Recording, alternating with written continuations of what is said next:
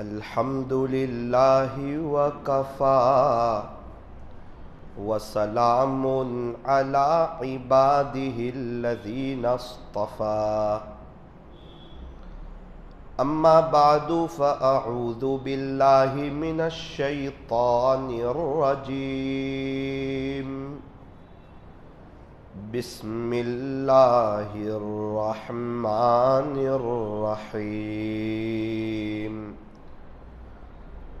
واذکروا اللہ کثیرا لعلکم تفلحون وقال اللہ تبارک وتعالی بل تؤثرون الحیاة الدنیا والآخرة خیر وابقى صدق اللہ مولانا العظیم وقال النبی صلی اللہ علیہ وسلم انما الاعمال بالنیات رواہ البخاری او کما قال علیہ الصلاۃ والسلام۔ محبت سے درود شریف پڑھ لیجیے۔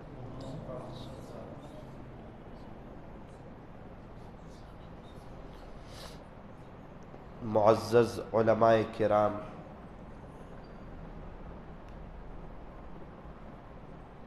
الحمدللہ زندگی میں کچھ اللہ والوں کے ساتھ سفر کرنے کا موقع ملا۔ سفر میں، حضر میں ان کے ساتھ رہنے کا موقع ملا، ان کے پاس بیٹھنے کا، ان کے قریب سونے کا، ان کی باتوں کو سننے کا، ان کی تنہائی دیکھنے کا، کچھ بہت قریبی موقع آئے۔ تو میں اس نتیجے پر پہنچا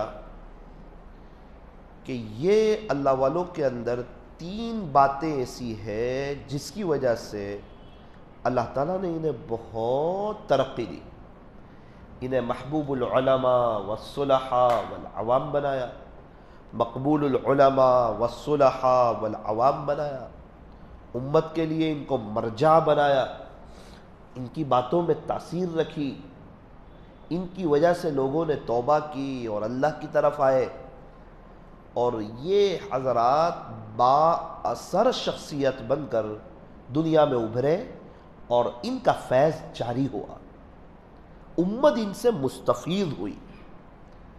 فیض ایسے ایسے جاری نہیں ہوتا، امت ایسے ایسے کسی کو قبول نہیں کرتی۔ فیض کا جاری ہونا بہت بڑی نعمت، امت کا مستفید ہونا بہت بڑی نعمت۔ میں نے کچھ صفات دیکھی ان اللہ والوں کے اندر، اس میں سے سب سے پہلی صفت جو میں نے دیکھی قریب رہ کر وہ یہ تھی کہ یہ سارے حضرات متواضع تھے، تواضع والے تھے۔ پبلک ان کا بڑا اکرام کرتی تھی لیکن ان کے دل میں اپنی کوئی بڑائی نہیں تھی۔ دنیا ان سے محبت کرتی اور یہ اپنے آپ کو کوستے کہ تو نے ایسے گناہ کیا ہے، تو نے یہ گناہ کیا ہے، تو نے یہ گناہ کیا، تیرا کیا ہوگا خدا کے دربار میں۔ اور یہی تواضع انہیں عزتوں کی چوٹیوں پہ لے جاتی تھی۔ من تواضع للہ، جو شخص اللہ کے لیے اپنے آپ کو جھکائے گا، رفعہ اللہ، اللہ اسے باعزت کرے گا۔ یہ ہے ان کی بلندی کا راز، یہ ہے ان کی عزت کا راز۔ میٹنا ہے پانا اور پانا ہے میٹنا۔ مٹا دے اپنی ہستی کو اگر کچھ مرتبہ چاہے کہ دانا خاک میں مل کر گلے گلزار ہوتا ہے۔ اگر ایک بیج کو آپ خاک میں نہ ملاؤ کبھی بھی درخت نہیں ہوگا، پھل نہیں آئیں گے، سایہ نہیں ہوگا، لوگوں کا اس کی طرف رجوع نہیں ہوگا۔ بظاہر تو ایسا لگے گا کہ 2-3 سال کے لیے بیج غائب ہو گیا، غائب نہیں ہو گیا، وہ بیج اب بہت فائدہ مند ہوگا، اب لوگ اس سے فائدہ اٹھائیں گے، اب اس کے ذریعے سے کئی بیج تیار ہوں گے، کئی پھل تیار ہوں گے، سایہ حاصل کیا جائے گا۔ تو یہ بنیادی چیز دیکھی اللہ والوں کو کہ ان کے پاس تواضع تھی۔ اس لیے ہمیں چاہیے کہ ہم ہر نماز کے بعد اللہ سے تواضع مانگا کریں۔ تواضع ملے گی تو عزت ملے گی۔ مولانا کیا بات کر رہے ہیں آپ عزت کی؟ ارے عزت ہوگی نا تو آپ دو بات بولو گے تو اس کا اثر ہوگا، دو بات بولو گے تو اس کا، اور عزت ہی نہیں ہوگی تو لوگ بولیں گے تم اپنا کام کرو بھائی، ہمیں سب پتہ ہے۔ اور عزت ہوگی تو آپ کی ایک چھوٹی سی کلپ، ایک چھوٹی سی بات، ایک چھوٹی سی نصیحت لوگوں کے دلوں میں گر کرتی چلی جائے گی، لوگ اثر کریں گے، لوگ عمل کریں گے۔ کیا بات ہے کہ عزت۔ اس لیے آپ سارے انبیاء کو دیکھو، اللہ تعالیٰ نے انہیں عزت دی، معزز بنایا۔ لوگوں نے مخالفت کی لیکن دل میں عزت تھی، ان کو پتا تھا کہ یہ سچے لوگ ہیں، یہ جھوٹ نہیں بولتے، چونکہ نبوت کے ملنے سے پہلے انہوں نے نبیوں کے اخلاق دیکھے ہوتے ہیں۔ لوگ انہیں صادق کہتے ہیں، لوگ انہیں امین کہتے ہیں۔ انہیں تکلیف صرف ان کے دعوت دینے سے ہوتی ہے، ان کی ذات سے نہیں ہوتی، ان کے اخلاق سے نہیں ہوتی، ان کے کردار سے نہیں ہوتی۔ اسی لیے کئی لوگوں کی امانت نبوت کے ملنے کے 13 سال کے بعد بھی، حالانکہ لوگ دشمنی کر رہے ہیں، پھر بھی امانت تو پیارے نبی کے پاس رکھوا رہے ہیں۔ اسی لیے ہجرت کے موقع پر حضرت علی رضی اللہ عنہ کو امانتیں دے کر کے گئے تھے کہ جس کی امانت ہے آپ ان کو پہنچا دینا۔ تو نبی علیہ السلام اور انبیاء جو ہوتے ہیں وہ صادق ہوتے ہیں، وہ امین ہوتے ہیں، وہ خیرخواہ ہوتے ہیں، اور سارے انبیاء اللہ کی طرف بلاتے ہیں، یا قوم اعبدوا اللہ، اے میری قوم تم اللہ کی عبادت کرو۔ اور دنیا میں اس پر ان سے کوئی لالچ نہیں رکھتے، وما اسألکم علیہ من اجر، ہم آپ سے اس پر کوئی اجر نہیں مانگتے کہ ہم آپ کو سمجھا رہے تو آپ ہم کو یہ دو، آپ ہم کو فلاں دو، آپ ہم کو گاڑی دو، آپ ہم کو عزت دو، نہ نہ نہ، ان اجری الا علی اللہ، ہمارا اجر تو اللہ کے ذمہ ہے جو عالمین کا رب ہے، جو عالمین کو دے رہا ہے، جو سارے عالم کا نظام چلا رہا ہے، جو سارے عالم کا رب ہے، وہی ہمارا بھی رب ہے۔ اللہ اکبر۔ یہ بنیادی بات ہے فیض کے جاری ہونے کی کہ نمبر 1 بندہ متواضع ہو، تواضع ہو۔ اور ہم نے دیکھا کہ ترازو کا بھاری پلڑا جھکا ہوا ہوتا ہے، جس شاخ پہ پھل ہو وہ شاخ بھی جھکی ہوئی ہوتی ہے، اور پہاڑ پہ چڑھنے والا جھکتے ہوئے ہی چڑھتا ہے، اکڑ کے نہیں چڑھتا ہے۔ تو بندہ جو اللہ تک پہنچتا ہے وہ تواضع سے پہنچتا ہے۔ کچھ لوگ تواضع کا غلط مطلب سمجھتے ہیں، وہ سمجھتے ہیں کہ تواضع یعنی بڑی آخرت نہ بنانا، تواضع یعنی اللہ والوں سے آگے نہ جانا۔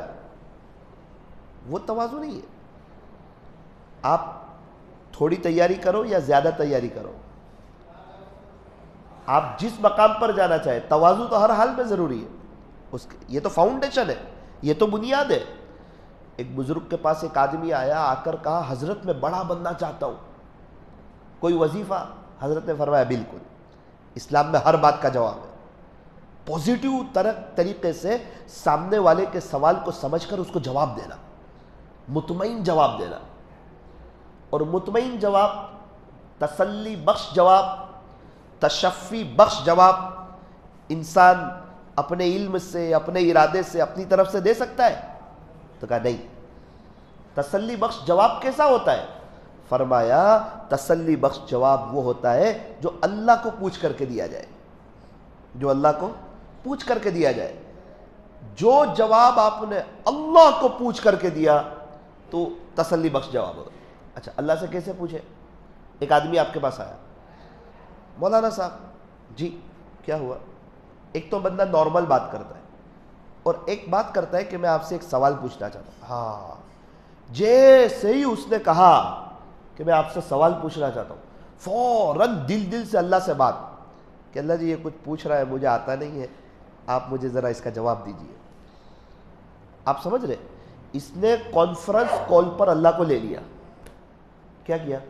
کانفرنس کال پہ اللہ کو لے لیا۔ اب اللہ تعالیٰ تو ہر جگہ موجود ہے، لینے کی کیا ضرورت ہے؟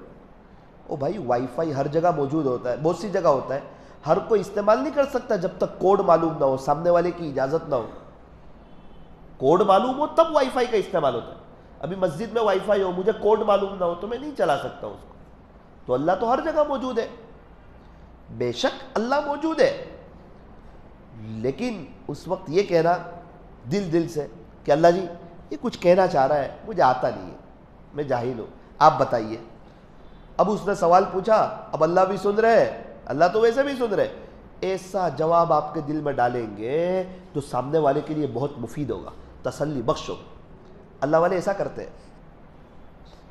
ابھی نوساری میں ایک رکشہ چلانے والا آدمی، اس نے مجھے ہاتھ دی، مولانا تھوڑی دیر میری رکشہ میں بیٹھ جاؤ. کہا بالکل. تھوڑا آگے گئے، اس کی آنکھ میں ٹپ ٹپ آنسو تھے. اس نے کہا آپ مجھے اللہ سے جوڑ دو. میں بھی تعجب میں رہ گیا. میں نے کہا کہ اور میں بہت بڑا گنہگار ہوں مولانا، میں اللہ سے جوڑنا چاہتا ہوں. کہا دیکھ ثاقب، یہ رکشہ والا اپنے گناہوں پر نادم ہے اور تواضع کر رہا ہے، اللہ کے قریب جا رہا ہے. کہیں ایسا نہ ہو کہ تو بیانات کر کے اپنے آپ کو کچھ سمجھ کے گر نہ جائے اللہ کی نظر سے. کوئی رکشہ چلا کے قریب ہو جاتا ہے، کوئی کرسی پہ بیٹھ کے گر جاتا ہے. اعتبار نیت کا ہے، اندر کیا کر رہا ہے. حالانکہ داڑھی نہیں ہے، لباس اسلامی نہیں ہے، لیکن کیا پتہ اس کو آج افسوس ہو رہا ہے. اب اگر اس کو کوئی حقیر سمجھے تو کہاں جائے گا، کیا ہوگا اس کا. اس کو تکبر کہتے ہیں. اچھا ڈاکٹر کبھی بھی بیمار کو حقیر نہیں سمجھتا. اگر حقیر سمجھے گا تو علاج نہیں ہوگا. ڈاکٹر خیر خواہ ہوتا ہے، اور جو ڈاکٹر خیر خواہ ہو اس کی ہسپتال بھر جاتی ہے کہ یہاں علاج اچھا ہو رہا ہے. خیر خواہ، اس کے بارے میں رحم دل. ایک کام کر رہا ہے اور پتہ چلا کہ کسی کا ایکسیڈنٹ ہو گیا تو فوراً تتکال میں اس کے پاس چلا جائے گا، کسی طرح اس کی جان بچ جائے، اس کو فائدہ ہو جائے، اس کو صحت مل جائے، اس کو تندرستی مل جائے. خیر خواہ نفرت نہیں کرتا بیمار سے. اللہ والے گنہگار سے نفرت نہیں کرتے. ان کو نفرت ہوتی ہے اس کے گناہ سے، گنہگار سے نہیں. چونکہ ان کو پتہ ہے اگر میں گنہگار سے نفرت کروں گا تو اس کو اللہ سے کیسے جوڑوں گا. اگر میں اس سے نفرت کروں گا تو میری آخرت برباد ہو رہی ہے. نفرت کا کیا مطلب؟ اس کا مطلب یہ سمجھنا کہ میں اس سے اچھا ہوں، یہ کچھ نہیں ہے، فلاں گناہ میں مبتلا ہے اور میں تو بہت اچھے ہیں، بولے اپنے تو تھوڑی وہ گناہ کرتے. ہاں اسی کو تکبر کہتے ہیں. سامنے والے کو حقیر سمجھنا اور اپنے آپ کو اس سے بہتر سمجھنا. اور تمام فقہا کا متفقہ فیصلہ ہے کہ یہ حرام. گزشتہ بھی آپ کو بتایا تھا، ایک شیخ ہے 25 سال سے تہجد گزار ہے، ایک شرابی آ رہا ہے بیت ہونے کے لیے، اور شیخ کے دل میں آیا کہ میں اس سے بہتر ہوں. کتابوں میں لکھا ہے کہ اس موقع پر شیخ اللہ کی نظر سے گر جاتا. اب وہ شیخ بننے کے قابل نہیں رہتا کیونکہ اس کو تکبر آ گیا. اس نے ایک کلمہ پڑھنے والے سے اپنے آپ کو بہتر سمجھ لیا. تو بھائی لوگ ان کی عزت کرتے اللہ والے کی. او بھائی ان کی عزت اللہ کی ستاری کی چادر کی وجہ سے کرتے ہیں، ورنہ اللہ تعالیٰ ابھی یہ نہیں کہ پہلے جو گناہ انہوں نے کیے وہ سب ظاہر کر دے اور اس کی بدبو ظاہر کر دے تو کوئی ان کو پوچھنا ہی نہ آوے. ابھی اللہ تعالیٰ ہمارے گناہ ظاہر کر دے تو کوئی مقتدی ہم سے ملے، کوئی ہمارا شاگرد ہم سے ملے، ہمارا ابا بھی ناراض ہو جائے، بیٹا تیرے سے بڑی امید لگائی تھی، تو نے اتنے بڑے بڑے گناہ کیے، کوئی ہمیں دیکھنا پسند نہ کرے. تو پھر لوگ ہم سے عزت کرتے ہیں، وہ ہماری نیکی کی عزت نہیں کرتے. وہ پیارے اللہ نے جو ستاری کی چادر ڈالی ہے اس کی وجہ سے وہ ہم سے عزت کرتے ہیں، ادب سے پیش آتے ہیں. تو اس میں تو ہمارا اپنا کوئی کمال ہی نہیں ہے. یہ تو ہمیں تو اور اللہ کی طرف متوجہ ہونا چاہیے کہ اللہ آپ کے رحم کی وجہ سے، آپ کی ستاری کی چادر کی وجہ سے، آپ کے کرم کی وجہ سے، آپ نے میرے گناہوں کی بدبو ظاہر نہیں کی، اس وجہ سے لوگ مجھ سے ملتے ہیں. تو پھر تو انسان کو تکبر ہی نہ آوے کہ میں تو کچھ ہوئی نہیں، میری ابتدا تو ناپاک قطرہ ہے، میرے پیٹ میں تو گندگی ہے. اور اللہ تعالیٰ روزانہ 2-3 دفعہ واش روم لے جا کر ہمیں اپنی حقیقت یاد دلاتے ہیں کہ دیکھ تیرے پیٹ میں کیا بھرا ہوا ہے، زندگی کیا ہے، آ کر نہائے، نہا کر چل دیے، یہ زندگی ہے. کب آئے پتہ نہیں، کل کیسے چلے جائیں گے وہ بھی پتہ نہیں. اس لیے فرمایا کہ متواضعانہ انداز، تواضع، اپنے آپ کو مٹانا. یہ دیکھا میں نے اللہ والوں کے اندر کوٹ کوٹ کے بھرا ہوا تھا. اور کچھ لوگوں کو دیکھا، ان کو دیکھ کر افسوس ہوا، وہ بڑے پیمانے پہ آخرت کی تیاری زور شور سے اس لیے نہیں کر رہے تھے کہ وہ سمجھ رہے تھے یہ تواضع کے خلاف ہو جائے گا، مجھے تواضع اختیار کرنی. تواضع اختیار کرنی ہے، اپنے آپ کو متواضع سمجھنا تو ہے ہی نہیں، اس کو ہائی لائٹ نہیں کرنا ہے. صرف نبوت کا دروازہ بند ہے، ولایت کا تو کھلا ہوا ہے. ابھی پوری دنیا میں جتنے بڑے بڑے اللہ والے ہیں آپ ان سے آگے جا سکتے ہیں، اجازت ہے. اللہ خوش ہے، آگے چلے جائیں گے تو اللہ اور خوش ہوگا. قرآن آپ کو دعوت دے رہا ہے، فاستبقوا الخیرات، قرآن کی دعوت ہے، نیکی کے کام میں آگے بڑھو. یہ نہیں کہ وہ اتنے بڑے تو میں نہیں بن سکتا. نا بڑے کیسے بنتے ہیں؟ تو کہا چھوٹا بن کے، گناہوں سے بچ کے، ان سے زیادہ اللہ کی عبادت کرو، ان سے زیادہ سنتوں پہ چلو، ان سے آگے اللہ آپ کو نکال دے گا. 15-20 سال پہلے ان کا نام و نشان نہیں تھا، کوئی ان کو جانتا نہیں تھا، ان کا فیض جاری نہیں تھا.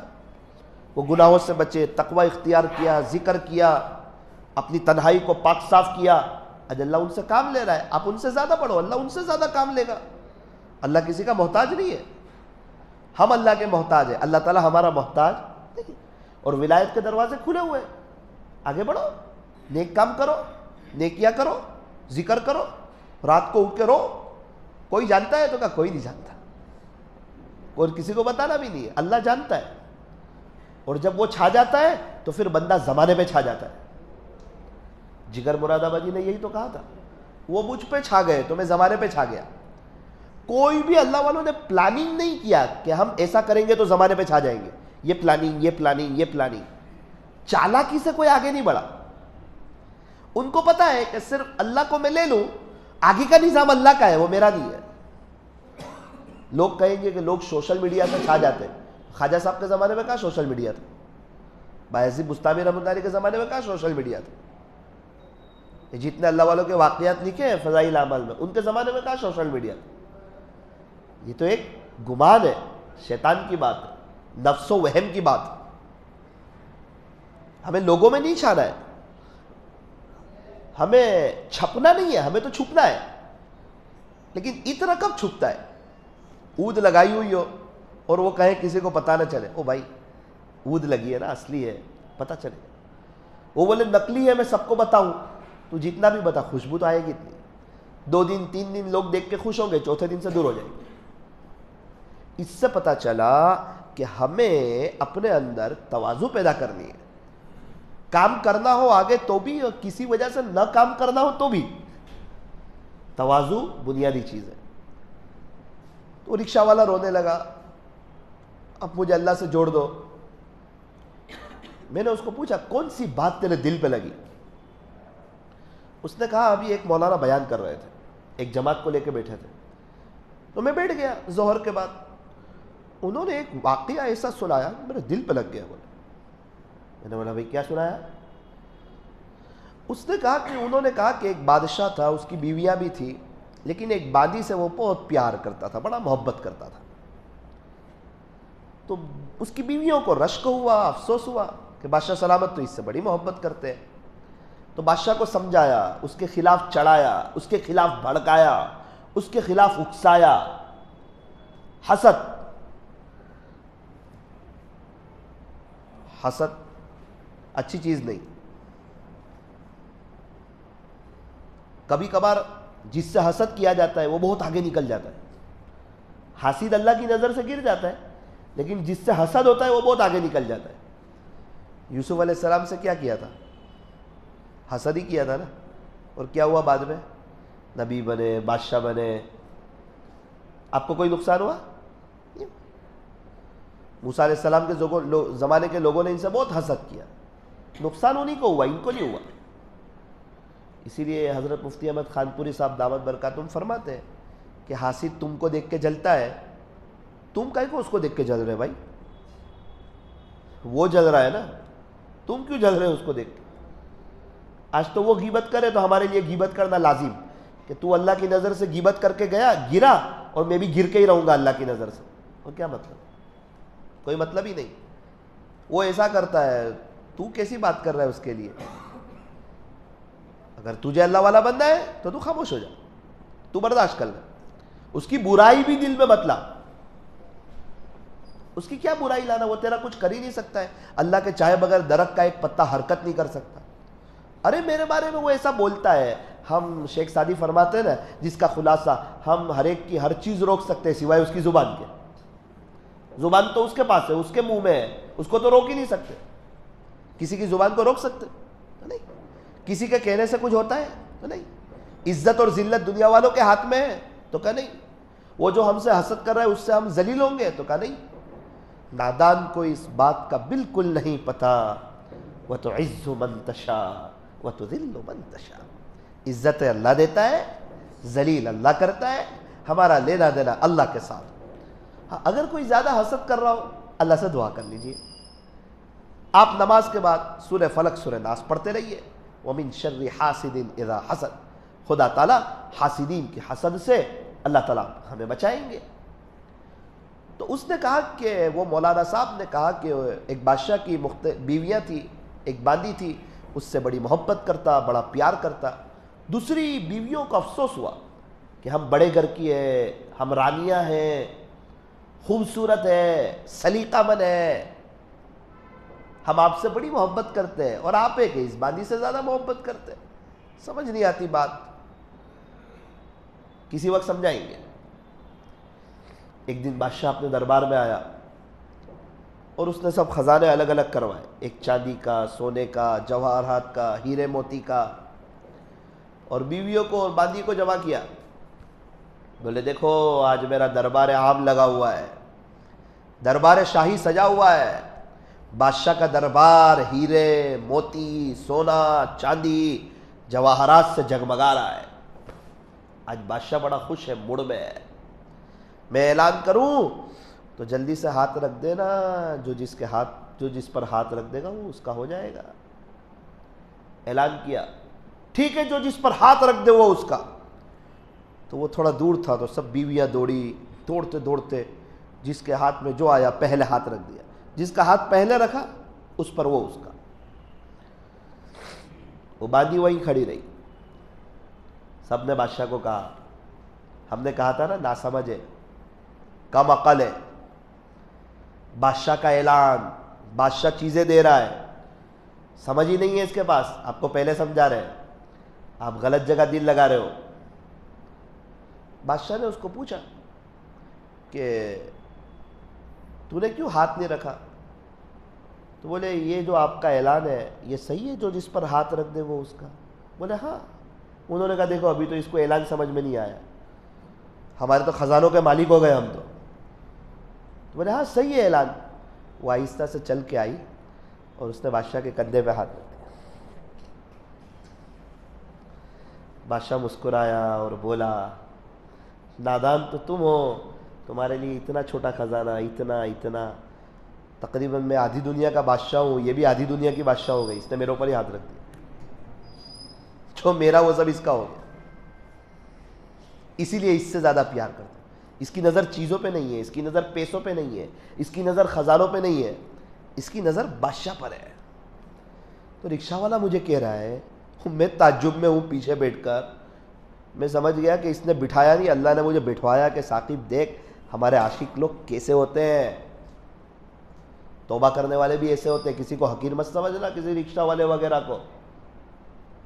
تو کہا مولانا آج تک میں بے چین رہا، میں حالات میں رہا، تکلیفوں میں رہا، کیونکہ میں نے چیزوں پر نظر رکھی.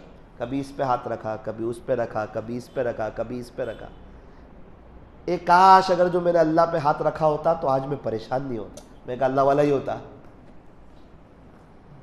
پھر میں نے اپنی زندگی پہ غور کیا تو میں نے کہا ہم بھی تو چیزوں پہ ہی ہاتھ رکھ رہے ہیں، یہ وہ. اگر اللہ سمجھ میں آتا تو کون تہجد چھوڑتا؟ اللہ سمجھ میں آتا تو کون اشراق چھوڑتا؟ لکھا ہے جو سب سے زیادہ رجوع کرنے والے ہوتے ہیں اللہ سے وہ چاش پڑتے ہیں. اب دیکھو اس میں ہمارا شمار ہے. اللہ کے عاشقوں کو رات میں اٹھایا جاتا ہے. دیکھو کیا وہ فہرست میں ہمارا نام ہے، ہمیں کوئی اٹھا رہا ہے؟ اور اٹھا رہا ہو تو کسی کو مت بتانا. اور راجستھان میں ایک آدمی ملے مجھے کہا مولانا میرے ابو مسجد کے مؤذن صاحب تھے، ان کا انتقال ہوا، ان کی جگہ مجھے ملی، میں بھی مؤذن. بہت پرسکون زندگی. رات کو 3:30 بجے کوئی اٹھاتا تھا، بولے کوئی ہلاتا تھا، میں اٹھ جاتا تھا. تو میں سب کو تہجد کے بارے میں کہتا تھا، تہجد پڑھو تہجد پڑھو. میرے کام ہو رہے تھے، میرے مسئلے حل ہو رہے تھے. ایک دفعہ ایک آدمی کو میں نے یوں کہا کہ دیکھ رات میں 3:30 بجے میں بھی اٹھ جاتا ہوں، تو بھی اٹھ جا. وہ دن آج کی گھڑی 5 سال سے تہجد کی توفیق چھین لی. ترغیب دینا ٹھیک ہے، لیکن یہ بتانا کہ میں کرتا ہوں بس، یا ناراض ہو گئے. تو مجھے انہوں نے کہا مولانا آپ کے بیان میں کوئی بات آپ ایسی مت کرنا کہ میں یہ عمل کرتا ہوں تو آپ کرنا، چاہے وہ ایک تسبیح کیوں نہ ہو. آپ سمجھانا ان کو، یہ کرو یہ کرو یہ کرو. میں کرتا ہوں اس میں تکبر آ جاتا ہے، میں آ جاتی ہے. اسی لیے اکابرین کہتے ہیں کبھی بھی اپنے آپ کو حافظ بھی مت سمجھو، عالم مت سمجھو. عالم ہے الحمدللہ، لوگ مولانا کہتے ہیں ٹھیک ہے، وہ ان کا حق ہے، کہ میں اپنے آپ کو عالم سمجھوں نا. عالم سمجھوں گا تو دوسرے سے اپنے آپ کو بہتر سمجھوں گا. بھائی وہ تو نہیں ہے، میں تو مولانا ہوں. اسی کو تکبر کہتے ہیں. میں تمہیں کچھ نہیں ہوں. اب کچھ نہیں سمجھے گا تو جس کا بھی فون آ رہا ہے آپ کون بول رہے ہیں، میں ثاقب بول رہا ہوں، سیدھی سادھی بات کرے گا. کون بول رہے ہیں، میں مولانا ثاقب صاحب بول رہا ہوں. او بھائی کیا مولانا ثاقب صاحب، کون سے مولانا، ابھی گناہ کی بدبو ظاہر کر دیتا تو، پاگل کر دیتا تو. ایک مولانا ایک جگہ بس رکی تو مولانا بغیر کپڑے کے گھوم رہے تھے. اللہ تعالیٰ حفاظت فرمائے. تو ہمارے ایک بہت بڑے ذمہ دار ہیں، انہوں نے کہا ان کو جانتے ہو؟ تو بولے نہیں. بولے یہ فلاں مشہور مولانا بہت بڑے اللہ والے تھے. بولے ہاں. کیا ہوا؟ تو بولے دماغ کی ایک رگ فیل ہو گئی، اب اس لیے گھومتے ہو گئے. ان کو پتہ ہی نہیں ہے، معذور ہے.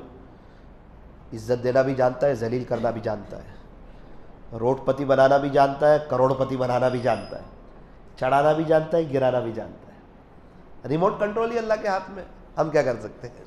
ہمارے ہاتھ میں ہے ہی نہیں کچھ. ہمیں خوشی دینے والا، ہمیں غم دینے والا، ہماری بیوی کو ہماری آنکھوں کی ٹھنڈک بنانے والا. اور جو اللہ پہ ہاتھ رکھ دیتا ہے سب اس کی فیور میں کر دیتا ہے، سب اس کی فیور میں ہو جاتا ہے. کتنی چیزیں وہ سوچتا ہے اس سے پہلے حاضر کر دیتا ہے. اور وہ کہتا ہے اللہ میں نے سوچا آپ نے حاضر کر دیا تو میرا ہو گیا. یہ اللہ والے سب اللہ کے ہو جاتے ہیں. حضرت پیر ذوالفقار صاحب نے خطبۃ ذوالفقار میں لکھا ہے پہلی جلد میں کہ اللہ والوں کے ہاتھ اللہ کے جیب میں ہوتے ہیں. اللہ اکبر جملہ لکھا ہے. اللہ کی جیب نہیں، سمجھانے کے لیے کہ ان کی نظر ہی اللہ کے خزانوں پر ہوتی ہے. وہ اپنے مسائل اللہ سے حل کروا لیتے ہیں. ایک عجیب بات آپ کو بتاؤں، کچھ لوگ ہوتے ہیں وہ بیان میں اسٹیج پر بیٹھ کر اللہ کی نظر سے گر جاتے ہیں، کچھ لوگ نیچے بیٹھ کے اللہ کے قریب ہو جاتے ہیں. وہ کیسے؟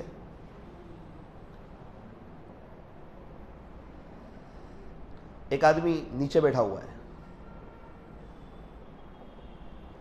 اور اس کے دل میں یہ خیال آیا میری جگہ تو اسٹیج پر ہی تھی، حق تھا کہ مجھے بلایا جاتا لیکن مجھے بلایا نہیں. تو یہ نیچے بیٹھ کے بھی اللہ کی نظر سے گر گیا. آپ سمجھ رہے؟ نیچے بیٹھا ہے اور اللہ کی نظر سے گر رہا ہے. چونکہ یہ اپنے آپ کو سمجھ رہا ہے کہ میرے مقام سے مجھے کم حیثیت دی گئی، اس کا مطلب میں کوئی مقام والا ہوں، میں یہ مجمع کی طرح نہیں ہوں، ان سے تو بہتر ہوں میں. اور اس کو کیا بولتے ہیں؟ دیکھو تکبر میں زبان کا نہیں دل کا اعتبار ہے. زبان تو پہلے ہی منع کر، ان اللہ لا ينظر الى صورکم واموالکم ولکن ينظر الى قلوبکم واعمالکم. اللہ دلوں کو دیکھتا ہے، تمہارا دل کیسا ہے. صحابہ کے دلوں کا امتحان لیا، اولئک الذین امتحن اللہ قلوبہم للتقوی. دل میں کیا تھا؟ تو دل میں تقوی تھا، دل میں اللہ کا ڈر تھا. صحابہ کو جو کہا رضی اللہ عنہم ورضوا عنہ، اس کے بارے میں لکھا ہے کہ ان کو یہ مزدہ کیوں ملا. فرمایا کہ ان کے دل صاف تھے، اس کے لیے اللہ نے ان کو یہ مزدہ دیا. سارے اللہ والے اتنے اونچے مقام پر کیوں ہیں؟ کیونکہ ان کے دل صاف. دل صاف ہو، نیت صاف ہو تو منزل آسان ہوتی. تو رکشہ والا نے بڑی بات سمجھا دی کہ ہماری نظر اللہ کی ذات پر ہو، اللہ کے خزانوں پر ہو. تو نیت کریں انشاءاللہ اللہ کو حاصل کرنا، اللہ کو یاد کرنا اپنی زندگی کا ٹارگیٹ بنائیں گے، اپنی زندگی کا مقصد بنائیں گے. اور ایک بزرگ کے پاس ایک آدمی آیا جو میں سنا رہا تھا کہ حضرت میں بڑا بننا چاہتا ہوں. حضرت نے کیا فرمایا؟ تو چھوٹا بن جا، اللہ تیرے کو بڑا بنا دے گا. اللہ تیرے کو بڑا بنائے گا لیکن تو چھوٹا بن جا. تو میں نے شروع میں عرض کیا کہ اللہ والوں کے ساتھ بفضلہ تعالیٰ کچھ وقت گزارنے کا، ان کے ساتھ رہنے کا، ان کی تنہائیوں کو دیکھنے کا موقع ملا. تو کچھ باتیں میں نے بہت قریب سے دیکھی. اس میں سے ایک بات تواضع دیکھی. نمبر 2، جو دوسری بات دیکھی میں نے یہ دیکھی کہ ان کی جلوت اور خلوت میں کوئی فرق نہیں ہے. ان کی تنہائی ایک دم پاک صاف ہے. کیسی ہے؟ ایک دم پاک صاف. ایسا نہیں کہ وہ لوگوں کے سامنے کچھ اور ہے، اکیلے میں کچھ اور ہے. لوگوں کے سامنے ان کی سنت طریقے پر چلنا الگ ہے، اکیلے میں سنتوں پہ چلنا الگ ہے. وہ نہیں دیکھا میں نے. ان کا لینا دینا لوگوں سے نہیں، ان کا لینا دینا اللہ سے. ابھی لوگ سامنے ہیں اور بیت الخلاء میں جا رہے ہیں تو سر بھی ڈھکا ہوا ہے، الٹے پیر سے بھی جا رہے ہیں. لوگ دیکھ رہے ہیں، کیا کہیں گے مولانا کیسے جاتے. اور رات میں سوئے ہوئے ہیں فیملی کے ساتھ اور واش روم جانا ہے تو سر بھی نہیں ڈھکا ہوا ہے، کبھی چپل بھی نہیں پہن رہے، کبھی الٹے پیر سے بھی نہیں جا رہے. کیسے جا رہے ہیں سب بھول گئے. اندر جا کے دعا یاد آ رہی ہے.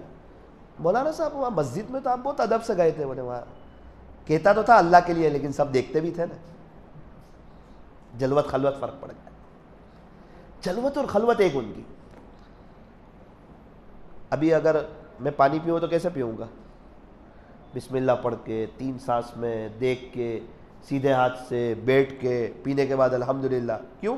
آپ لوگ دیکھ رہے ہیں. اور کوئی نہ دیکھ رہا اور رات میں 2:30 بجے آنکھ کھلے پانی پینا ہو تو اب تھوڑی کوئی دیکھ رہا ہے. اپنے تھوڑی اللہ کے لیے کرتے، نعوذ باللہ. اس کا عمل بتاتا ہے. اب نہیں، اب نہیں. وہ لاکھ کہتا رہے میں اللہ کے لیے کرتا ہوں، فرق ہو گیا. اللہ کے لیے کرتا تو فرق نہیں ہوتا. لوگوں کے سامنے موبائل کا غلط استعمال نہیں کرتا ہے، گھر میں بھی نہیں کرتا. لوگوں کے سامنے موبائل میں ٹی وی نہیں رکھتا ہے تو تنہائی میں لاک میں بھی نہیں رکھتا. لوگوں کے سامنے موبائل میں ٹی وی نہیں رکھتا ہے، لاک میں رکھتا ہے تو وہ ٹی وی ہے. اتنا ہے کہ کسی کے گھر میں ٹی وی ہے، اس کے جیب میں ٹی وی ہے، یہ مسجد میں بھی ٹی وی لے کے آ رہا ہے، یہ پڑھانے بھی ٹی وی لے کے بیٹھ رہا ہے اور یہ سمجھتا ہے کہ کوئی میرے کو نہیں دیکھتا ہے. کچھ چیزیں ایسی ہوتی ہیں موت کے وقت اٹیک کرتی ہیں. حضرت جنید بغدادی رحمۃ اللہ علیہ کا ایک مرید تھا. اس نے حضرت کو کہا کہ حضرت ایک خوبصورت نوجوان لڑکا بیچارہ غیر ہے، یہ بھی جہنم کی آگ میں جلے گا. حضرت نے فرمایا جس کا خلاصہ کہ یہ جلے گا کہ نہیں جلے گا وہ تو پتہ نہیں، ہو سکتا ہے ایمان لے آئے، لیکن ایسا لگتا ہے کہ تیری نظر غلط تھی، تیرا اپنا مسئلہ ہو جائے گا. تو بہت خیرخواہی بتا رہا ہے اس کے لیے، لیکن تو نے اس کو اچھی نیت سے نہیں دیکھا ہے. اسی نظر پر اللہ نے اس کو پورا قرآن بھلا دیا. وہ حافظ قرآن تھا. فکر کرنا اور چیز ہے. بہت سے لوگ سمجھتے ہیں کہ بھائی مستورات اوروں کے ساتھ جا رہی ہے تو ہم ان میں کام کر سکتے کہ نہیں. تو یہ شرط لگائیے کہ آپ اپنے ایمان کی حفاظت کرتے ہوئے کام کر سکتے. ایسا نہیں کہ کام کرنے گئے اور آپ ہی پھسل گئے. اپنے ایمان کی بھی حفاظت ضروری ہے. تو دوسری بات میں نے یہ دیکھی اللہ والوں میں کہ ان کی تنہائی بہت پاک صاف، ایک دم سیدھے سادے. کوئی بناوٹ نہیں، کوئی تکلف نہیں، کوئی مصنوعیت نہیں. لوگوں کے سامنے کچھ الگ ہے، تنہائی میں کچھ الگ ہے. بھیڑیوں کے درمیان اگر کوئی نیک کام کرے تو فخر کرے گا. میں جنگل میں بکریوں کے درمیان بیان کروں تو میں سوچوں گا بکریاں میری تعریف کریں؟ نہیں سوچوں گا. اس وقت کہہ سکتے کہ اخلاص سے بولا. یہاں تو انسان تھوڑا سا اچھا کام کرتا ہے. کتابوں میں لکھا ہے کہ اچھا بیان ہو گیا جمعہ میں، اب یہ پوچھتا ہے بازو والے کو بیان کے بعد کیسا رہا تھا. حضرت پیر ذوالفقار صاحب نے لکھا ہے ایک جھٹکے میں ضائع کر دیا اس نے. اس کو پتا ہے کہ بہت اچھا رہا، اس کو پتا ہے کہ اللہ نے اچھا بلوا دیا آج، اس کو سب پتا ہے. اس کو شکر کرنا چاہیے تھا، تواضع کرنی چاہیے. وہ اسی لیے پوچھتا ہے کہ اس کی تعریف کرے اور بدلہ دنیا میں مل جائے. اس میں کیسا رہا، یا دوسرے انداز میں اپنی تعریف کرنے کے مختلف انداز ہوتے ہیں، یا دوسرے انداز میں تعریف کرواتا ہے. آج تھوڑا لیٹ تو نہیں ہو گیا؟ کیا بولتے ہیں وہ؟ نہ آپ کا تو اور چلتا تو بھی اچھا ہوتا. اللہ جانتا ہے تو نے کیوں پوچھا. کچھ لوگ ہوتے ہیں پورا پورا سمندر پی جاتے، ڈکار بھی نہیں لیتے یار، ہضم کر جاتے. یہی بڑے لوگ ہوتے ہیں. ایک بزرگ کے ساتھ میں نوساری میں ایک جگہ گیا. انہوں نے کہا کہ یہاں جناتوں کا مدرسہ چلتا ہے. میں تو پہلے ہی تھوڑا خاموش ہو گیا. میں بولا کوئی غلطی نہ ہو جائے، مار نہ پڑ جائے. یہاں جناتوں کا مدرسہ چلتا ہے. ایک رکشہ چلانے والے آئے چاچا, ان کو بھی میں جانتا ہوں. بولے جی حضرت صحیح بات ہے, چلتا ہے, شیخ محمد پڑھاتے, فلاں پڑھاتے, فلاں پڑھاتے. حضرت نے کہا محتمم وہی ہے نا؟ بولے وہی ہے, بہت بڑا ادارہ ہے. سن لیا, ہمیں تو کچھ دکھتا نہیں تھا. پھر انہوں نے مجھے کہا کہ ایک بزرگ کے پاس چلتے ہیں. میں نے بولا ٹھیک ہے. ایک آدمی وہاں سے دوڑتا دوڑتا آیا, حضرت میں اسی علاقے میں رہتا ہوں, رات دن وہیں رہتا ہوں, آپ نے سب باتیں کی, ہمیں کیوں نہیں دکھتا ہے؟ حضرت نے فرمایا تجھے دکھے گا نا تو تو تکبر کرے گا. کیا کرے گا؟ تو اس کو بڑائی سے لوگوں کو بتائے گا. تم کو پتا ہے جنات کا مدرسہ وہ بھی میرے کو بھی معلوم ہے. اور بیٹا یہ جب تک بندہ اپنے آپ کو مٹاتا نہیں ہے اس وقت تک اس کو یہ ساری نعمتیں دکھتی نہیں ہیں. تو ہضم نہیں کر سکے گا اس کو, اس سے تو تکبر کرے گا. اس وقت مجھے پتا چلا کہ سب کچھ اللہ کے دربار میں مٹنے سے ملتا ہے, مٹانے سے ملتا ہے. ایک بزرگ کے پاس ایک آدمی آیا کہ حضرت اب تو میں ابدال ہو گیا. حضرت نے کہا ہاں پہلے تو چاول تھا, اب تو دال ہو گیا. تو ابدال ہوتا تو بولتا ہی نہیں کبھی. ایک بزرگ کے پاس میں بیٹھا ہوا تھا, انہوں نے عجیب واقعہ سنا ہے. میں نے پڑھا نہیں کسی کتاب میں اس لیے مجھے معلوم نہیں ہے, لیکن ان کی زبانی میں نے ضرور سنا. خلاصہ یہ کہ دنیا میں ہر وقت ایک غوث ہوتا ہے, 4 یا 7 قطب ہوتے ہیں, 40 ابدال ہوتے ہیں, اور 500 اولیاء اللہ ہوتے ہیں. اتنا مجمع دنیا میں ہر وقت ہوتا ہے اللہ والوں. ایک بزرگ ابدال کی باتیں کر رہے تھے تو میں بیٹھ گیا, بہت بڑے اللہ والے. ابدال کا کسی کو پتہ نہیں ہوتا الا ماشاء اللہ, اللہ کسی کو بتا دے خواب کے ذریعے یا کسی ذریعے, لیکن وہ بھی مخفی رکھتا ہے. حضرت نے فرمایا کہ ایک مرتبہ ایسا ہوا کہ دہلی میں ایک آدمی رہتا تھا, اس نے دیکھا کہ دنیا کا نظام بہت ڈھیلا ڈھالا چل رہا ہے. تو وہ ایک بہت بڑے بزرگ کے پاس گیا. بولے حضرت بہت سب نرمی نرمی کے ساتھ چل رہا ہے دنیا کا نظام. حضرت نے فرمایا کہ ابھی کا جو غوث ہے نا وہ بہت نرم ہے. اللہ تعالیٰ نے ان کے ہاتھ میں کچھ نظام رکھا ہوتا ہے, ابھی کا غوث بہت نرم ہے. اچھا, اس کا مطلب آپ کو معلوم ہے غوث, مجھے بتاؤ میں جاتا ہوں اس کے پاس.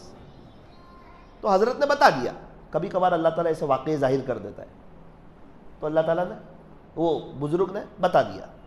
یہ سمجھا کہ کوئی کسی بزرگ کے خلیفہ ہوں گے, کوئی شیخ الحدیث ہوں گے, کوئی مولانا ہوں گے, وہ لوگ بھی ہوتے ہوں گے, منع نہیں ہے. لیکن پھر غوث بننا ہو تو پھر بہت اپنے آپ کو مٹانا پڑتا ہے. تو حضرت نے کیا فرمایا کہ فلاں جگہ جا, وہاں تربوز کی لاڑی چلا رہے ایک سیدھے سادھے چاچا ہے, ابھی غوث وہ ہے. کیا آپ بات کرتے ہیں حضرت؟ بولے ہاں, وہ اپنے آپ کو ایک دم مٹائے ہوئے, اس کے لیے اللہ نے ان کو دیا. اللہ کے یہاں حسب نسب نہیں چلتا, تم کون ہو, شیخ الحدیث کون ہے, مفسر کون ہے, وہ نہیں. یہ تو جو مٹاتا ہے اس کو دیتے ہیں وہاں. تو ابو طالب 42 سال خدمت کی پیارے نبی کی, وہ یہ نہیں چلتا. حضرت بلال حبشی رضی اللہ عنہ غلام ہے اور مؤذن بنا دی, سید المؤذنین. کیوں؟ عمل ویسا. کوئی تو حضور کو دیکھ کر بھی ابو جہل رہ جاتا ہے, اور کوئی بن دیکھے بھی اویس قرنی بن جاتا ہے. طلب, شوق. تو وہ آدمی گیا تربوز والے کے پاس, سلام کیا. وہ امتحان لینے کے موڑ میں آ گیا. اس نے کہا بھائی مجھے تربوز دو. انہوں نے کاٹا, بولے یہ نہیں, لال والا چاہیے. انہوں نے دوسرا تربوز کاٹا, بولے یہ نہیں, روے والا ہونا چاہیے. سارے تربوز کٹوا لیے اور کہا یار تم عجیب آدمی ہو, ایک جو مجھے تربوز چاہیے وہ بھی آپ کے پاس نہیں. تو انہوں نے کہا بھائی صاحب آپ اتنی دور سے چل کے میرے پاس تربوز لینے کے لیے بہت اچھی نیت سے آئے, لیکن میں بہت شرمندہ ہوں, بہت معافی چاہتا ہوں کہ آپ کو جیسا تربوز چاہیے تھا وہ میری لاڑی پہ نہیں تھا. میں آئندہ کل اور مال آ جائے گا, آپ آ جانا, جو آپ کو پسند ہو آپ لے جانا. تو یہ سمجھ گیا کہ یہ بہت نرم ہے. اب ایک لمبی زندگی گزری, بڑھاپا آیا اس کا, حضرت کا. دہلی کا دنیا کا نظام سخت چلنے لگا. یہ پھر وہی اللہ والے پاس گیا, جا کر کہا کہ حضرت ابھی تو سخت نظام چل رہا ہے. حضرت نے کہا بیٹا اب چینج ہو گیا, ابدال غوث سنبھال کے رہنا. بولے تو یہ سمجھا کہ اب کسی شیخ الحدیث صاحب کو بنا دیا ہوگا. حضرت اب کون غوث ہو گیا؟ بولے دہلی میں فلاں جگہ وہ برف جو بیچ رہا ہے نا, اب اللہ تعالیٰ نے یہ مقام اس کو دیا, چونکہ وہ ایک دم اپنے آپ کو مٹائے ہوئے, شریعت و سنت کا پابند ہے. آپ میری بات سمجھ رہے ہیں؟ میں جو عرض کرنا چاہ رہا ہوں, مقام مٹانے پر ملتا ہے. چاہے وہ بہت بڑا مفسر ہو کر مٹائے تو مقام ملے گا, اور اگر اس مقام پر جا کر بھی اپنے آپ کو نہیں مٹائے گا تو اللہ نہیں ملے گا. اللہ کے یہ قابلیت نہیں دیکھی جاتی آپ کون ہے کون ہے کون ہے. بیوی کے اندر سب کچھ ہے، جانکار ہے، صلاحیت مند ہے، ہنر جانتی ہے، عربی جانتی ہے، شوہر کی خدمت کرتی ہے. یہ سب کیا ہے؟ بیوی کی قابلیت ہے. اور اس کے شوہر کو پسند آ جائے یہ قبولیت، اعتبار قبولیت کا ہے. یہ میرے اندر یہ ہے، یہ بات ہے، وہ تو سب ٹھیک ہے، لیکن تو ایسا بن کہ اللہ کو تو پسند آ جاوے، وہ قبولیت ہے. خدا کے دربار میں قابلیت نہیں دیکھی جاتی، قبولیت دیکھی جاتی ہے. اور کام قابلیت پہ نہیں لیا جاتا، قبولیت پہ لیا جاتا ہے. حضرت مولانا غلام صاحب وستانوی دامت برکاتہ، آپ نے حضرت سے سنا، ایک دم کن ذہن طالب علم، آخری ٹپائی پہ بیچتے تھے، آخری نمبر آتا تھا، آخری نمبروں میں سے. کسے پتا تھا اللہ اتنا بڑا کام لے گا؟ تو قابلیت پہ کام لیا، قبولیت پہ کام لیا. اللہ تعالیٰ کی جس پر نظر رحمت پڑ جائے، لیکن وہ ایسا بنے تو صحیح کہ نظر رحمت پڑے. تو پھر وہ گیا برف والے کے پاس، جا کے کہا مجھے برف دو. برف اس نے پھینک دیا، ایسا نہیں ایک دم صاف دو. اس نے ایک تماچا مارا، وہ بولا تربوز والا سمجھا ہے کیا مجھے؟ تو چھپ چھپ چلائی گیا وہ وہاں سے. بولے تربوز والا مت سمجھنا. تو بعضے سخت ہوتے ہیں، بعضے نرم ہوتے ہیں. اللہ والوں کا بھی الگ الگ رنگ ہوتے ہیں. کوئی ایک دم نرم ہوتے ہیں، کوئی تھوڑے سے سخت ہوتے ہیں، کوئی زیادہ سخت ہوتے ہیں، لیکن تینوں کی نیت درست ہوتی ہے. کسی کو آپ سامنے بولو تو اس کا جواب بھی نہیں دیں گے کہ اس کو کیا دیکھنا ہے، یہ اپنا کام کر رہا ہے، مجھے اپنا کام کرنے دو. اور کسی کو آپ اللہ والوں کو چھیڑ دو تو ایسے غصے میں آپ کو دیکھ لیں گے کہ بھائی میں تو معاف کر دوں گا، کہیں ایسا نہ ہو کسی کو چھیڑ دے تو یہ پکڑ میں نہ آ جائے اللہ کی طرف سے. اور کوئی اللہ والوں کو چھیڑو تو وہ بھی آپ کو چھیڑ دیں گے کہ کہیں ایسا نہ ہو اس نے مجھے ستایا تو اللہ اس سے بدلہ لے لے، تو میں نے بھی اتنا بدلہ لے لیا. نیت سب کی بہتر ہوتی ہے، خیرخواہ ہوتے امت کے. تو میں نے دوسری بات دیکھی اللہ والوں میں کہ ان کا دل بہت صاف ہوتا، ان کی تنہائی پاک ہوتی ہے. تنہائی تو نیت کرے کہ انشاءاللہ ہم بھی اپنی تنہائیوں کو پاک رکھیں گے. نمبر 3 جو میں نے دیکھا اللہ والوں میں، ان کا دل بڑا صاف ہوتا ہے. ان کا دل، میں نے کبھی کسی اللہ والے سے اتنے اسفار کے باوجود تنہائی میں ان کو کسی کی غیبت کرتے ہوئے نہیں دیکھا کہ ثاقب آج اپنے گئے تھے، یہ 200 لوگ ملنے آئے تھے، اس میں وہ ایسا کر رہا تھا. کچھ نہیں. میرے بھائی کی بیوی ایسا کرتی ہے، نہیں. میری بہن نے ایسا کیا، نہیں. میرا امی یوں کر رہے، نہیں. کوئی غیبت نہیں. میں تو ان کے ساتھ رہتا تھا تو رات میں اپنی بیوی کے ساتھ بھی فون پہ وہ لوگ بات کرے تو غیبت نہیں کرے کسی کی. وہ لوگ نیکی کو بچاتے اور ہم لوگ نیکی کر کے آگے چلتا کر دیتے.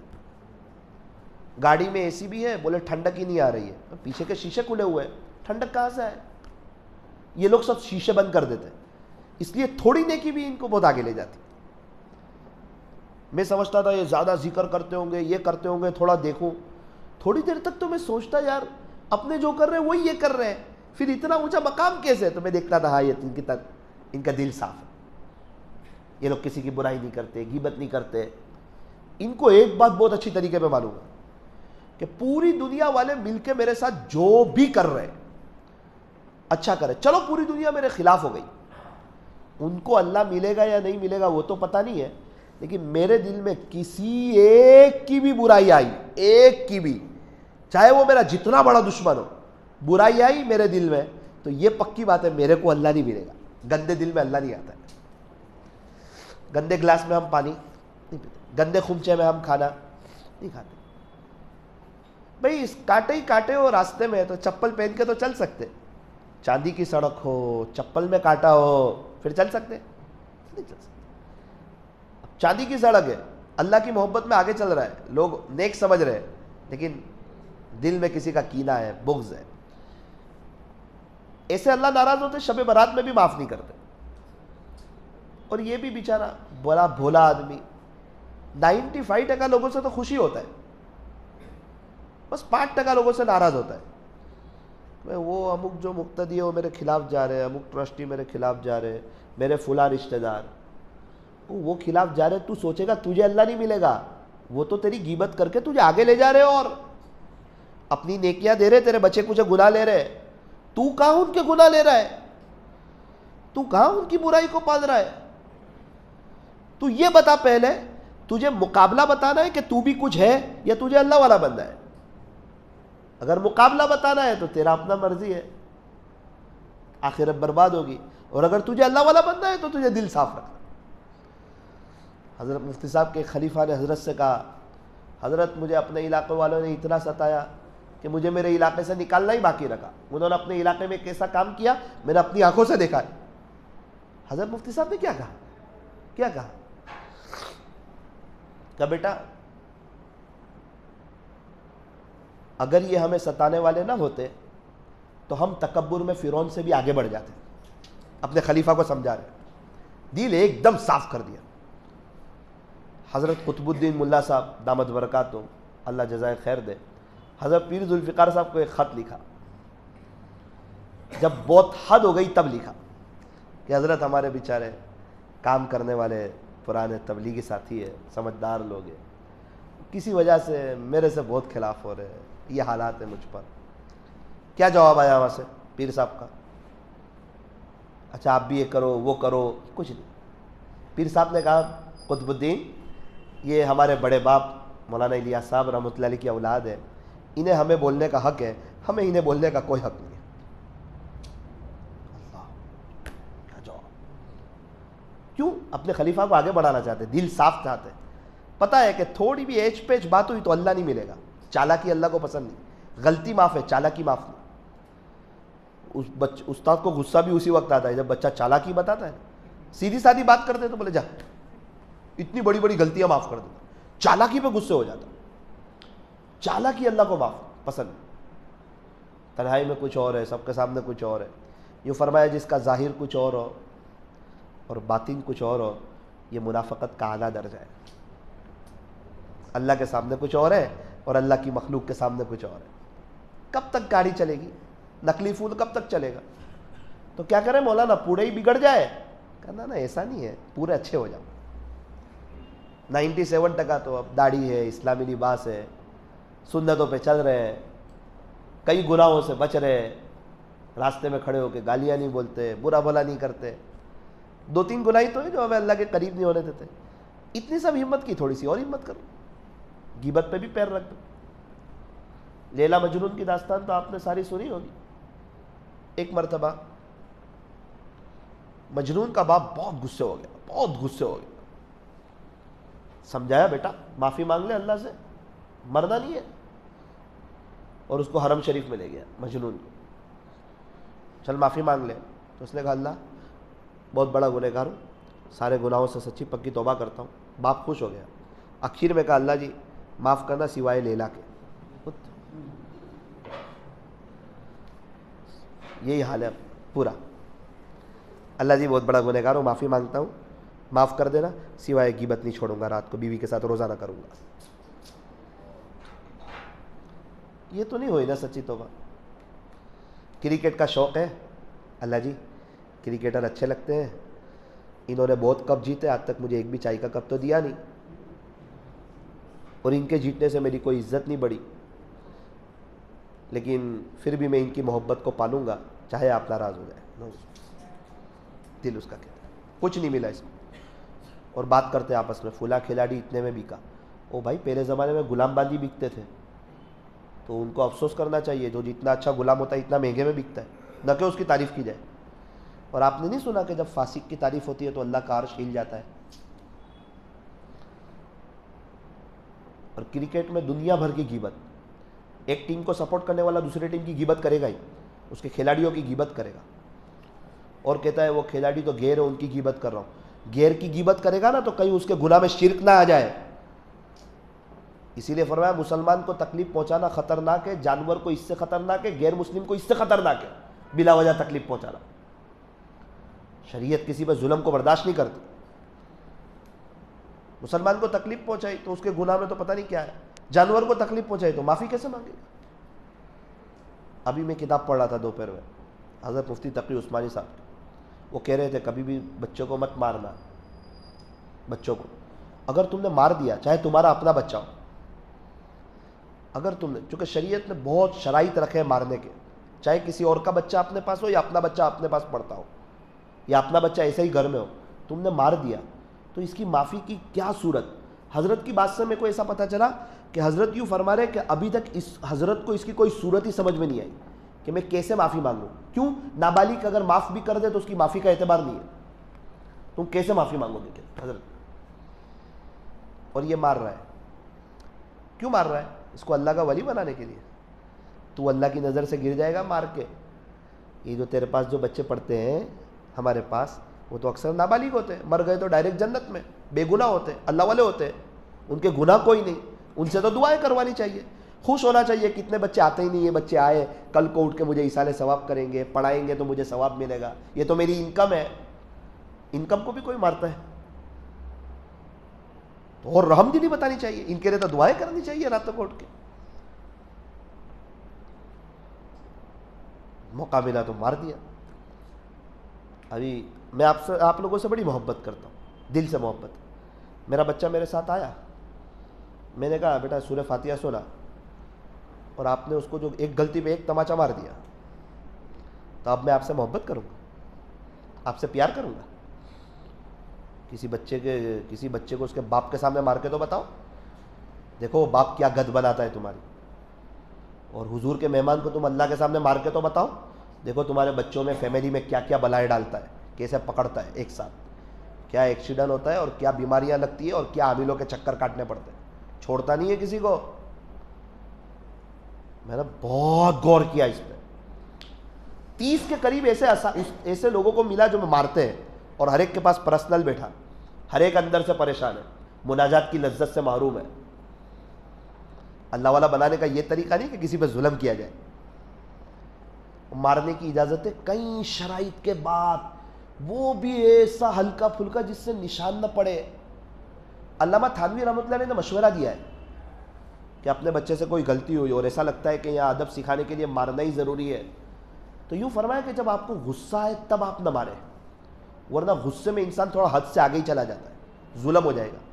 جب آپ کا غصہ ختم ہو جائے پھر آپ بناوٹی غصہ کر کے ہلکا سا مار دیں. بناوٹی غصے میں انسان حد سے آگے نہیں.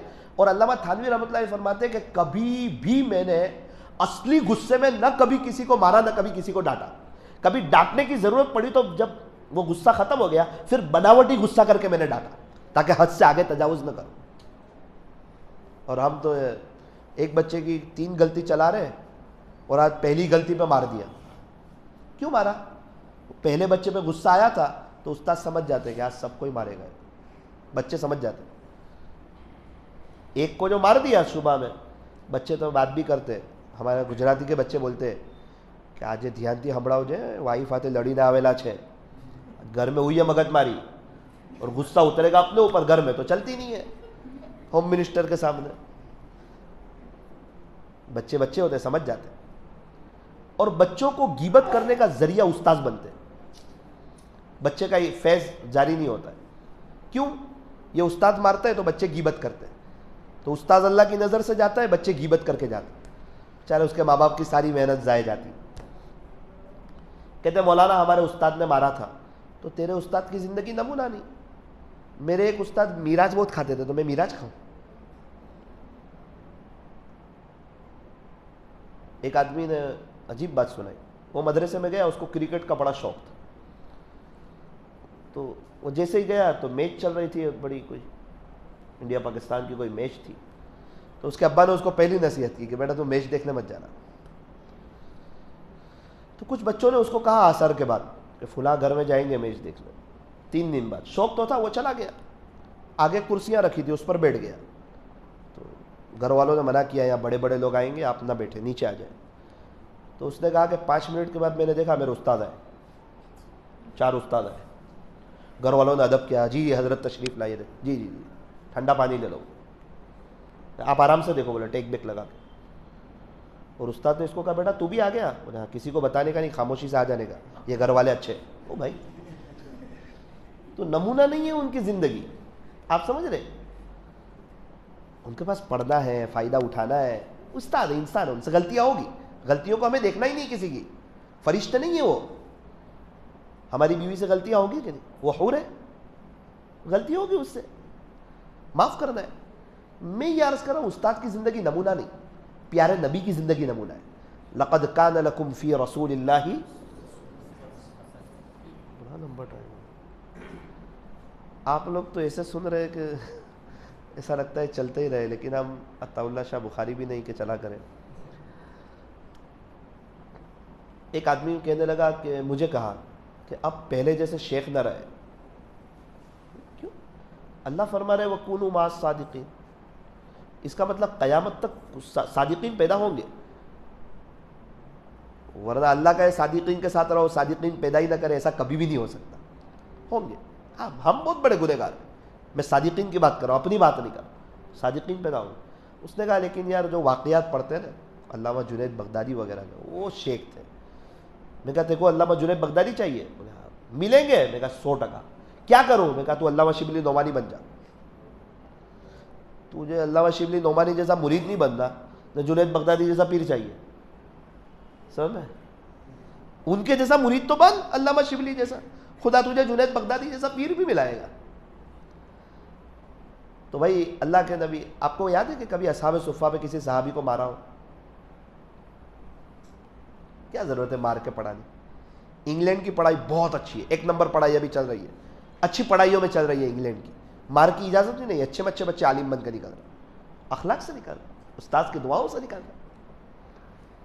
کسی کو مار کے اپنی آخرت برباد کرنا, سمجھانا, دعا کرنا, اپنے بچوں کو اجازت نہیں.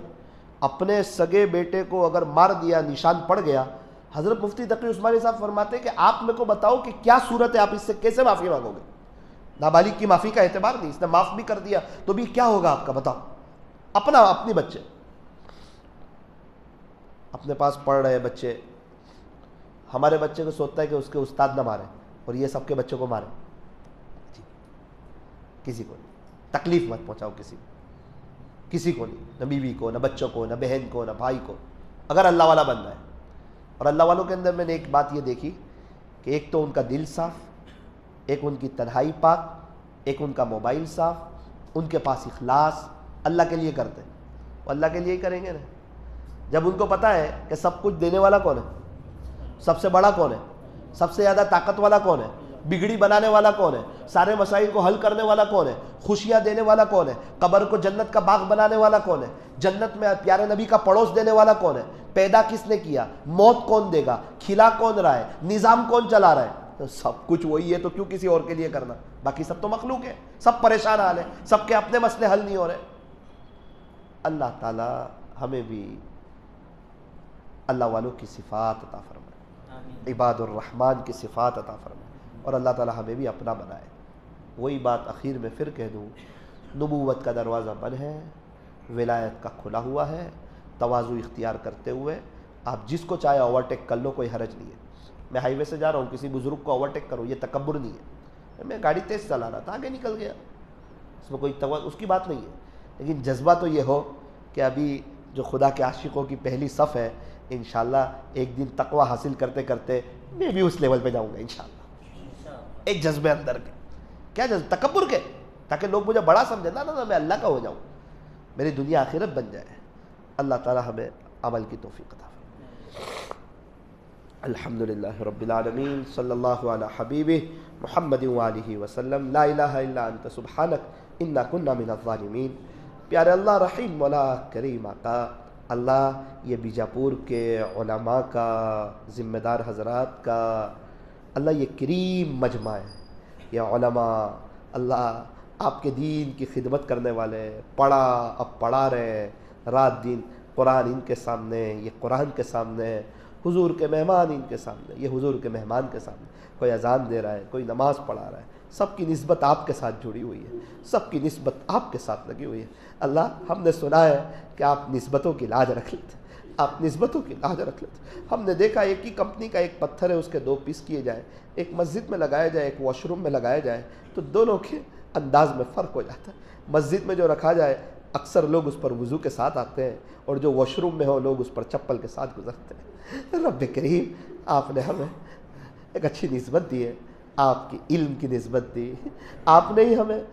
جی ہم تو بہت بڑے گنہگار تھے, ہم کہاں اس قابل تھے کہ عالم بنتے, حافظ بنتے, مدرسے میں جاتے. آپ چاہتے تو ہمیں بھی معلوم کرتے تھے, کتنے بچے ہمارے ساتھ سفر شروع کیا تھا، درمیان سے چلے گئے. آپ نے ہم پر کرم کیا، ہماری کوئی خوبی نہیں، کوئی نیکی نہیں، صرف اور صرف آپ کا فضل ہمارے ساتھ. ابھی آپ نے اللہ ایک بڑے طبقے کو پڑھنے پڑھانے میں لگایا. اللہ اب اتنا سب ہو کر کے بھی، آپ کے ہو کر کے بھی، قرآن پڑھا کر کے بھی، آپ کے دین کی محنت کر کے بھی، اگر آپ کا تعلق نہ ملے تو پھر اس سے بڑی ہماری بربادی کیا ہوگی. کچھ لوگ تربوز بیچ کے آپ کے ہو جاتے ہیں، کچھ لوگ برف بیچ کے آپ کے ہو جاتے ہیں، ہم قرآن پڑھا کے بھی آپ کے نہیں ہو رہے. ابھی ایک ساتھی بتا رہے تھے بارہمولہ میں ایک نوجوان روزانہ 18,000 مرتبہ درود شریف پڑھتا 16-17 سال سے. حالانکہ مزدور آدمی ایک کپڑے کی دکان میں کام کرتا، لیکن اس کے پاس وقت ہے. حافظ عالم نہیں ہے لیکن وقت ہے آپ کے لیے، اور جس کے پاس آپ کے لیے وقت ہے اس کے اچھے دن آ جاتے ہیں. آپ کسی کے محتاج نہیں، ہم آپ کے محتاج ہیں. آپ کے یہ نہیں دیکھا جاتا آپ کون ہیں، آپ کیا کر کے آئے، یہ اصل مقصد ہے. اللہ ہم نے سنا وہ 16-17 سال سے نظر کی حفاظت کی. اس سے پوچھا گیا کہ مستورات آتی ہے کپڑے لینے، کیا کرتے ہو؟ بولے فیش سے بات نہیں کرتا، آواز سے بات کرتا. 18,000 مرتبہ 16-17 سال سے درود شریف پڑھتا. اللہ اس کا وقت درود شریف میں گزرا. یہی 16 سال آپ نے ہمیں بھی دیے تھے، ابھی ہمارے غفلت میں گزرے. ہمارے پاس وقت نہیں درود شریف پڑھنے کے لیے. اور اللہ ہم کچھ کرتے نہیں، پھر بھی وہ سمجھتے ہیں ہم تو بہت کچھ ہے، ہم تو کچھ ہے، ہم تو نیک ہے، ہم تو فلاں ہے، ہم تو فلاں ہے. بس اسی چیز نے ہمیں آپ کے سامنے رونے سے بھی محروم کر دیا، مناجات کی لذت سے بھی محروم کر دیا. اسی لیے تو لوگ برا بھلا کہہ جاتے ہیں، ان کی جرت ہو جاتی ہے. اور بیوی بچے بھی ہمارے نہیں ہو پاتے کیونکہ ہم آپ کے نہیں ہو رہے. ہم نے سنا ہے جو آپ کا نہیں ہوتا کوئی اس کا نہیں ہوتا، اور جو آپ کا ہوتا ہے جنگل کے جانور بھی اس کے ہو جاتے ہیں.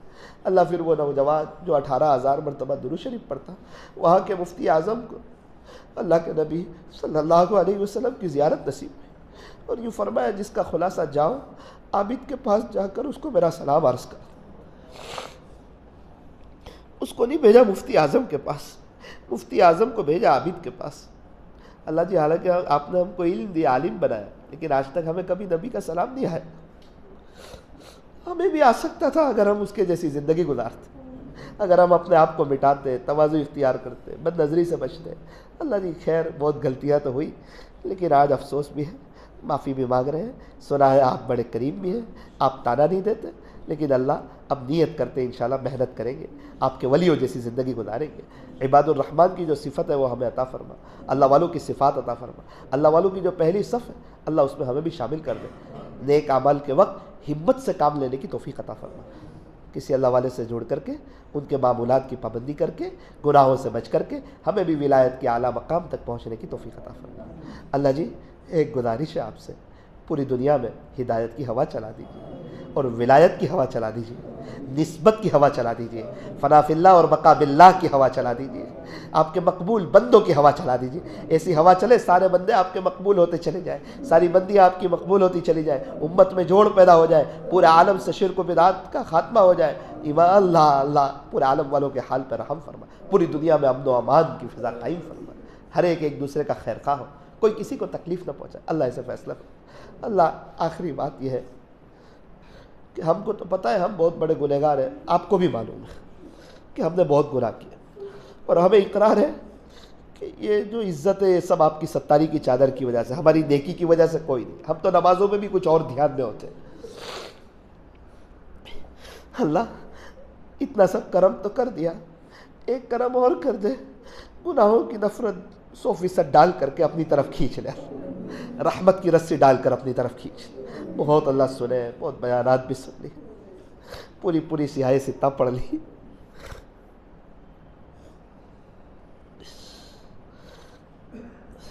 وہ بیچارہ رکشہ چلانے والا ایک واقعہ سنا، بادشاہ کا رونے لگا. ہم سیاہ ستہ پڑھ کر کے بھی جہاں تھے وہاں کے وہی ہیں. جب تک تواضع نہیں ہوتی، اپنے آپ کو مٹانا نہیں ہوتا، طلب نہیں ہوتی، آپ نہیں نوازتے. بے شک وَإِن تَتَوَلَّوْا يَسْتَبْدِلْ قَوْمًا غَيْرَكُمْ.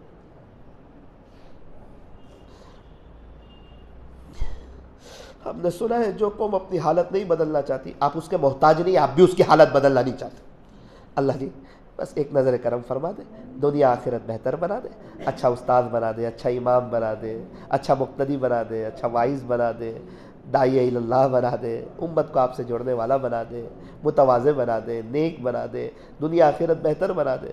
اللہ جی ایک گزارش ہے یہ پورے مجمع کو اور جو اس کو سن رہے یا سنیں گے ہم تمام کو، اللہ جی بار بار آپ حرمین شریفین کی حاضری کے لیے قبول فرما لیجیے اور مرنے سے پہلے پہلے ہمیں سچی توبہ کی توفیق دے دیجیے۔ صلی اللہ تعالی علی خیر خلق محمد وآلہ واصحابہ اجمعین برحمتک یا